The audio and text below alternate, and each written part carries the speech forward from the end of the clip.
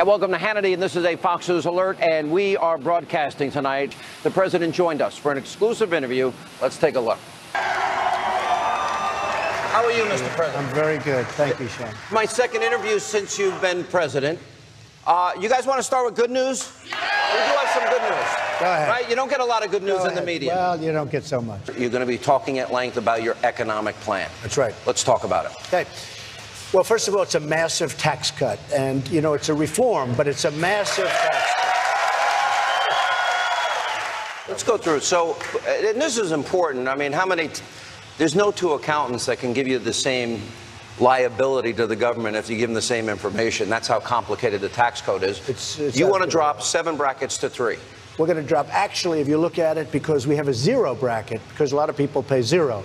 So we really have 4, and they had 8. So it's really 8 down to 4. We're cutting it in half. You said the corporate rate, which is so important, you said 20% is your max. So right now we're at 35%, and many corporations are paying 40s and 42. The top 10% pay 70% of the tax bill. The bottom 50% pay 2 of the total income tax rate. Why is there are multinational corporations that have parked trillions of dollars in countries that offer them better tax relief? You're trying to incentivize those trillions to come back here with a low repatriation rate. How low will that be, and how much do you think you can bring back into the United States, and what does it mean? Okay, so right now you have probably, and nobody knows the exact number because I actually think it's much higher than people understand.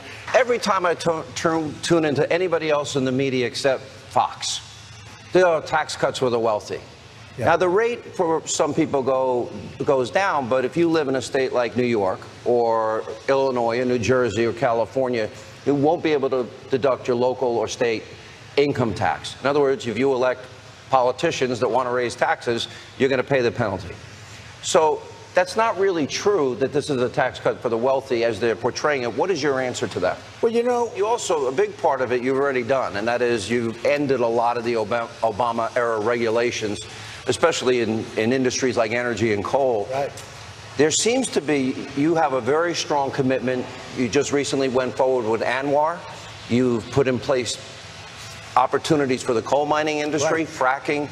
We do have an opportunity to be energy independent, and there seems to be millions of high-paying career jobs for people available if that decision is made. How big a part is that for the economic recovery? Well, I have done so much, and Scott Pruitt, who is in EPA. You also won Pennsylvania, right? Is he going to win Pennsylvania in 2022? Oh, okay. The biggest obstacle before you arrived here, I had an opportunity to interview a lot of people in this great crowd. And I asked them basically 3 different questions. What they thought of you. Overwhelmingly, there's a lot of support for you here. Congress. Okay. When I asked them about what was your answer on Congress? What was your answer on the media? We saw what happened with health care and John McCain. This economic plan sounds a lot to me like what Reagan did, and that created 20 million new jobs and revenues doubled. This is important for your agenda. Yeah.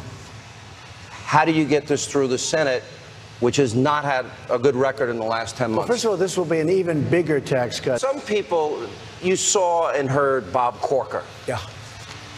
John McCain wasn't there, even though I can run 100 ads showing John McCain, I'm going to repeal and replace Obamacare. He wouldn't even vote to just repeal it. Yeah, I know. So that's got to be frustrating and disappointing. Barack Obama was the first president in history that never hit 3% GDP growth in a single year of his presidency, which I think speaks volumes. Well, you know, when I took over, we were in the ones. Now, here's part 2 of that exclusive interview. Take a look. A lot of people, I was surprised watching all last year with Colin Kaepernick. Guy praised a murdering thug dictator. He had socks that depicted cops as pigs and other issues. He actually donated to a charity that actually supported a cop killer. And then we saw the NFL. And you took it on, it appears, based on the letter that Roger Goodell put out yesterday, that Donald Trump initiated a debate over standing for the flag and our anthem and those that fought, bled, and died, and looks like you won.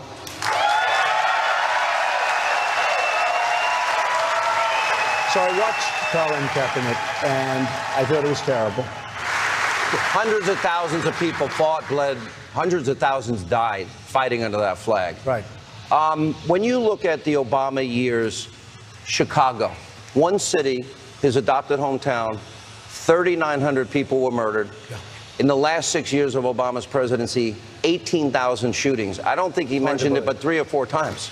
Yeah, it's hard to believe. And disproportionately, his economic policies hurt Black Americans, Hispanic Americans more. That's very sad. How will your policies help minorities that are still struggling? Well, first of all, minorities want police protection. It seems every 2 or 4 years, and I've been now 30 years in radio, I just started my 23rd year at Fox, that every 2 or 4 years, thank you. Good job. Every 2 to 4 years, the Democrats will play the race card as homophobic, xenophobic, Islamophobic, and meanwhile their policies haven't helped the minority communities in America. Is there a way, from the federal government's perspective, that you can bring economic opportunity? Totally. I mean, look, and safety. And that's what we've said. You look at what's happened in our inner cities. It's horrible what's going on in terms of the death. And welcome back to Hannity, and here's more of my exclusive interview with President Trump. There was a lot of coverage of your phrase. They would report it in the media, cryptic phrase, the calm before the storm.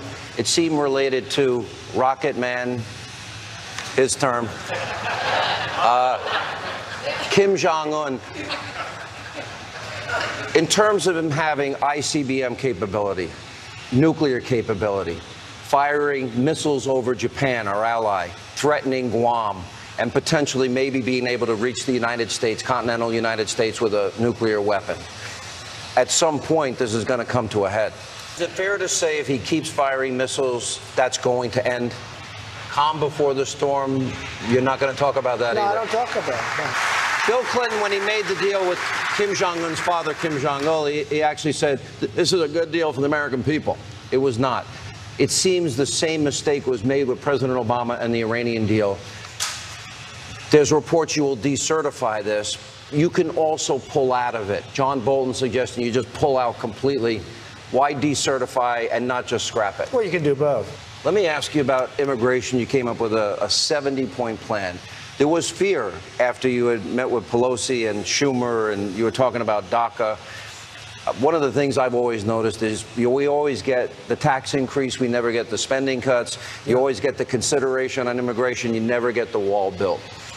Part of it is there will be, you said, no deal on DACA unless, of course, we're going to end chain migration. You're going to build a wall that's going to be see-through now, so the... Well, it may be. We're looking. Yeah. We right now have built 5 prototypes. They just are going up, and some of them are already finished, and I will say they're really looking good. I've never seen any one person face as much in terms of attacks as you have. You have a media that's hostile. You have Democrats that are hostile. You have Republicans that are hostile. A lot of deep state that has been leaking on you. And one of the things that has come up almost throughout your whole presidency is this Russia, Russia, Russia, Russia obsession. Here's my question. I interviewed Julian Assange 5 times. I've talked to him other times. He has said it's not Russia. There was no collusion. They didn't come. The DNC emails did not come from them. Congressman Dana Rohrabacher met with him, and he says he has proof positive evidence that would show the Trump campaign never colluded with Russia. He just wants... Is it in the best interest of the country that if he has that information that he should give it? It seems, I'm guessing here, he wants in return to be left alone. Should the country, does the country deserve to know the truth if he has that? The country has to know the truth. Mr. President, I remember one time we had an early conversation, and I'm going to end the interview on this, and this is how I've always felt. You said, well, you know, I have all these things, and maybe you want to play golf on my course one day. You said this long before, we were friends before you ever ran for office. Right. And then when you ran, I just said, I only want one thing. Help our country. Sure. Let's help the forgotten men and women. Let's keep this country safe. Sure. And I think that's our prayer for you and the country. Thank you, sir. Appreciate it very much. The President of the United States.